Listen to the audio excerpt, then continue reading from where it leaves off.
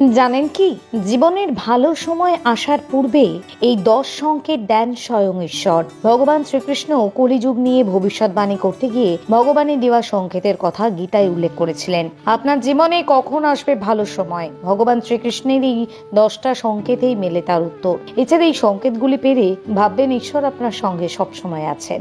জানুন, সময় বড় কঠিন, মানুষের পরীক্ষা নেয় সময়। আজ যে রাজা, নিয়মের কালে কাল সে ফকির। শ্রীকৃষ্ণ তার শ্রীমদ্ ভাগবত গীতায় সময় নিয়ে পরামর্শ দিয়েছেন। এই কয়েকটা সংকেতের মাধ্যমে ঈশ্বর আমাদের জানিয়ে দেন আমাদের জীবনে ভালো সময় আসতে চলেছে। এই সংকেতগুলি আপনার জীবনে কখনো যদি দেখা দেয়, তাহলে আপনাকে বুঝতে হবে আপনার উপরে ভগবানের অপার কৃপা রয়েছে।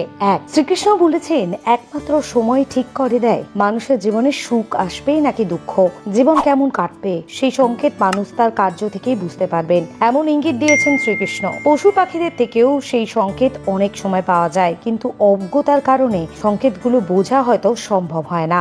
2, শ্রীমদ্ ভাগবত গীতা অনুযায়ী একবার নারদ মুনি ভগবান বিষ্ণুর সঙ্গে দেখা করতে বৈকুণ্ঠ ধামে গিয়েছিলেন। সেখানে গিয়ে নারদ মুনি ভগবান বিষ্ণুকে জিজ্ঞাসা করেন, মানুষের জীবনে সুখ বা দুঃখের আগমনের ইঙ্গিত কি করে বোঝা যাবে। ভগবান বিষ্ণু তাকে বলেছিলেন, যখন কোনো ব্যক্তি চোখ ব্রহ্ম মুহূর্তে অর্থাৎ ভোর 3টে থেকে 5টার মধ্যে খুলে যায়, অর্থাৎ ওই সময় তিনি স্বপ্নে ভগবানকে দেখেন, তখন থেকে ইঙ্গিত পাওয়া যায় সে ব্যক্তির জীবন সমৃদ্ধি ও প্রগতির দিকে এগিয়ে যাবে এবং তার স্বপ্ন যাতে পূরণ হয় তার জন্য স্বয়ং ভগবান তাকে সাহায্য করবেন। 3, শ্রীকৃষ্ণ আরো বলেন, কোনো ব্যক্তি পুজো করার সময় ফুল দিলে যদি সে ফুলটা মাটিতে পড়ে যায়, তখন বুঝতে হবে সে ব্যক্তিকে ঈশ্বর আশীর্বাদ করছেন। সেই ইঙ্গিত থেকে বোঝা যায় যে শুভ সংবাদ আসন্ন।